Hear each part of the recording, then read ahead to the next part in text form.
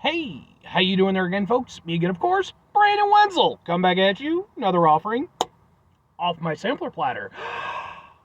Yes, indeed, folks, I play every series videos I've been doing for a little while now. Go over there, try out food and drink items. I eat stuff, I drink stuff, and folks, I'm gonna talk about stuff. I'm gonna let you know all that you need to know about hopefully delicious stuff. That time I'm doing this, folks, I'm not gonna lie. I'm definitely excited for this one. It's been a long time coming. But we'll get to that. Folks, it's a super simple format. I'm going to go over there. I'm going to try out food and or drink items for you. Whilst I'm doing so, I'm going to yammer on about it for a bit. Whilst I'm doing all that, I'm inside my truck. And whilst I'm doing all that, I'm wearing a super cool shirt. Folks, when I wear super cool shirts, I always like to highlight the super cool shirt. What super cool shirt am I wearing today? Well, folks, it's my brand spanking new, boom, Stellar Circuit shirt with cat hair included because I have a cat. What the fuck is Stellar Circuits? Stellar Circuits, they are a band. They're out of the great state of North Carolina. I ran into these guys through a Facebook ad a few years back. I somehow ended up in their, like, they had like a Facebook group, like, for just like their fans and everything. I somehow ended up in there and didn't even realize that they were a band. It was a whole thing. And then, like, just randomly as fuck, I ended up running into another one of their ads, and I was like, oh, okay, this is the thing that I'm part of already that I didn't realize I was part of. But yeah, man, I really, really like these guys. Ever since I realized they were a band, I'm super into their stuff, man. I've been following them around ever since then. Just a little over a week ago now, I was fortunate enough they came out to Chicago, so I got to see them perform live. I love getting to see these guys. Not only are they fantastic musicians, and they really are, but on top of that, they are just extremely good dudes. Like, ever since the first time that I saw them perform, like, they fully embraced me as a fan, and, you know, just like, they're just fucking awesome people, man. So, I cannot say enough good things about them. But if you do happen to be interested at all, I'm just saying, I actually have a number of videos of various performances of theirs that I've gone to see, including the last one I was at. I have an entire playlist of just concert videos. But anyway, speaking of playlists, by the way, this particular item that I'm about to review for you is going to end up on my Mountain Dew Madness playlist. Because, folks, what am I reviewing for you today? Boom! It's Mountain Dew Thrashed Apple flavor. Woo! Look at he's got like drumsticks and he's a drummer. And where's the tree? Then you got the tree. Tree's over there. I mean, it's kind of hard to say if he's a guitarist or a bass. I'm going to say guitarist, probably. Can we get a better thing? Maybe? There's, like, no good way to make this work. Okay, this is where we're going to do it. Ha, ha, ha, ha, ha, ha, ha. Sure. Kind of like that. Anyway, so, why is this one a long time coming? Because they announced this one, like, a year ago. Mountain Dew were like, hey, we've got this Apple Mountain Dew. I couldn't find it anywhere. So it turns out that it's only available through certain chains. And as far as I looked into it, like, none of the chains seemed to be around me. But just recently, my Facebook friend, Callie, she went over there, former coworker, she went over there and she actually hit me up and she's like, hey, by the way, over at Mariano's, which is a supermarket chain, they have it there. And I was like, holy shit. So I bought it yesterday, put it in my fridge, and now I'm going to try it for you. Hopefully, it's worth the wait. If it's not, I have a 12-pack of it, I guess. I'm getting less of an apple smell than I was thinking, but let's give it a go. Ooh.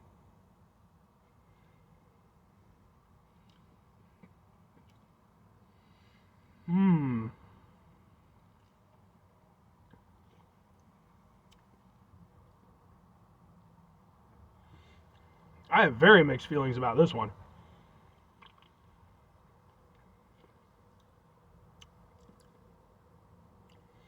I think overall I like it.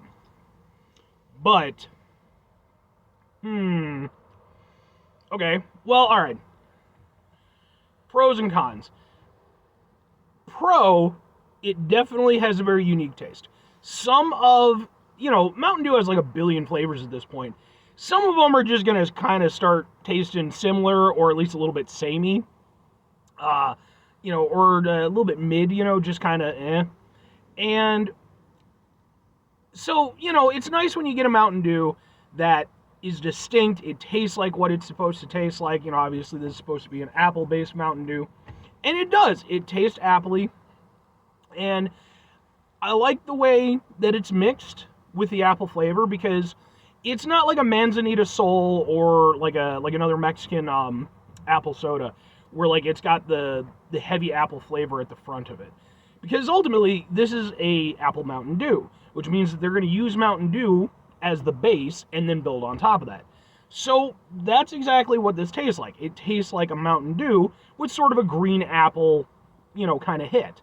Which, considering that normal Mountain Dew already has kind of a citrusy aspect to it, it kind of works because, green apple tends to have that little tanginess to it when you go over there and you eat it or drink it or what the hell ever. So it kind of plays with that a little bit. In fact, I'm a little bit surprised that it isn't more tangy given the fact that it is green apple and it has the Mountain Dew aspect.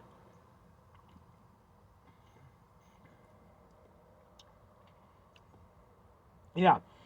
I feel very mixed about that, if I'm honest with you, because on the one hand, I'm not the biggest green apple guy in the world. I'm more of a red apple sweet kind of apple guy.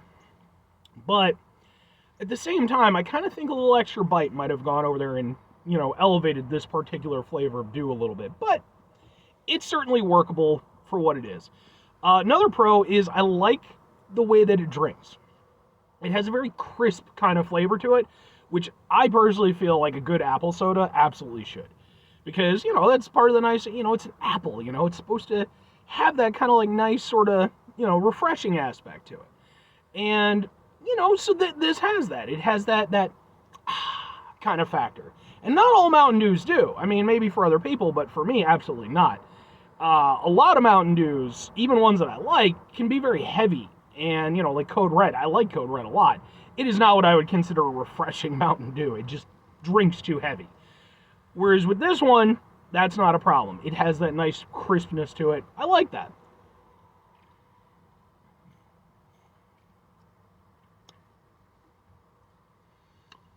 Con, and this is the big con. The initial flavor is nice. It's a nice apple flavor. It's got a little bit of a tanginess to it. A little bit of a Mountain Dew sort of hit. I like all that.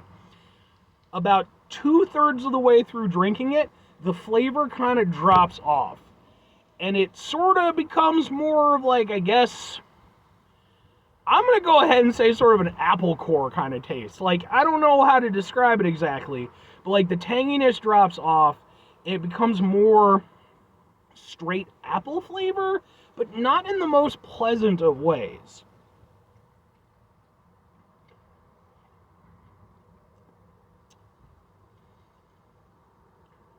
Like, it almost takes on a very mild bitterness at the end. Initially, I thought it was more of just sort of a chemical taste, but I think that's an intentional thing. I think they were trying to go over there and create sort of a flavor contrast, and you folks know, hey, I love contrasting flavors. But I don't know how much it works for this, because, like, I really feel like it could have just kept the initial flavor, that tangy sort of green apple flavor. I think that would have been nice if it just carried through. With it cutting off as abruptly as it does, it kind of, stamps out the flavor a little bit. And then what it's replaced with, I don't know.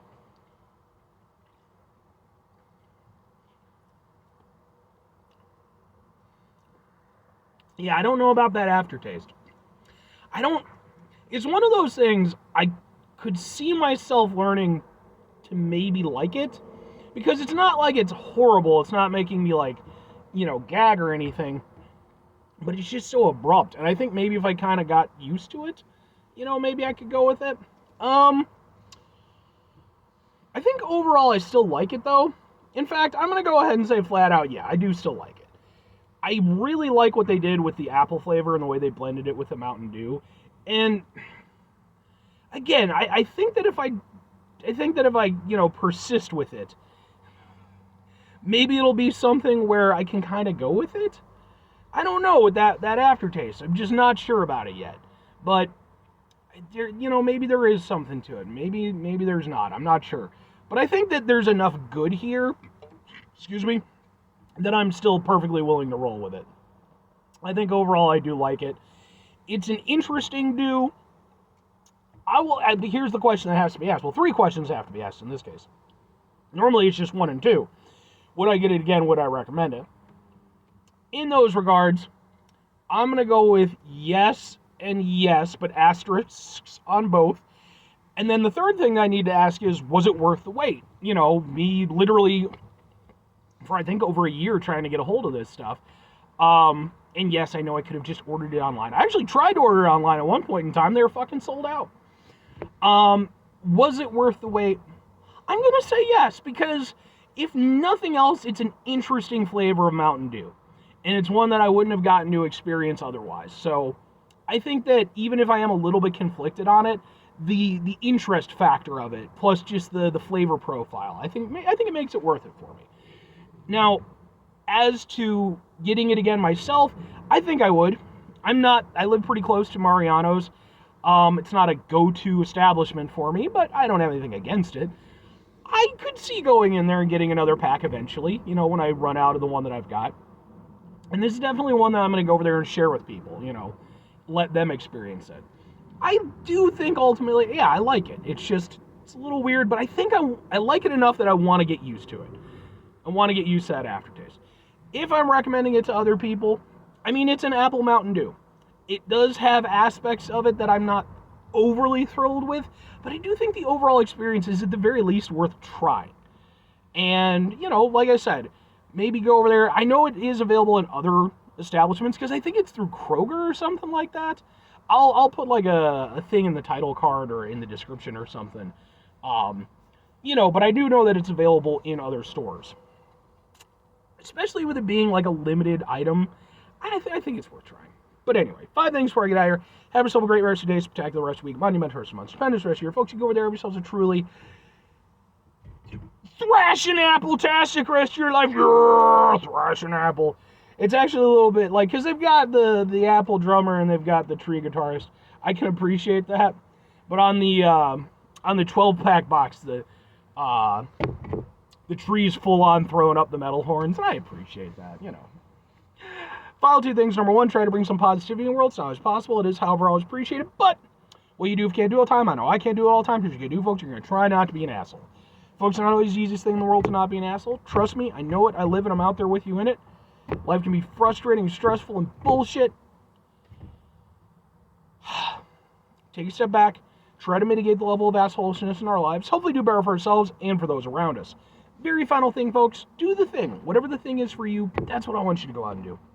Folks, maybe you're going to go over there. Maybe there's a special edition Mountain Dew flavor, what the fuck ever, that I haven't reviewed on my show. I've reviewed a bunch of them. Again, go check out my playlist for it. And you go maybe hit me up and be like, Brandon, did you know that if you go to Baker Square on a Wednesday and you ask for the manager, Rob, he'll go over there and he'll give you special Mountain Dew. It's called Subatomic Explosion, and it's fucking, what's the thing? It's gooseberry flavored. Sure, why the fuck not? I don't know. Well, then I gotta go talk to my man Rob. Well, first of all, I gotta find a Baker Square, which will be harder than fucking getting the Mountain Dew. I think at this point, Baker Squares only exist, like, they're like those fucking, those one villains from Doctor Who, where it's like they only exist if you're not looking at them kind of thing, where it's like they're just out of the corner of your eye. You have to, like, go into a dream like Inception to finally get to a fucking Baker Square. Or conversely, hey, it doesn't even have to be a particularly hard to find Mountain Dew. If there's a Mountain Dew flavor that you want me to review that I haven't tried before, just hit me up. Just suggest it in the thing. I'll review normal Mountain Dew. I don't give a shit. Bye.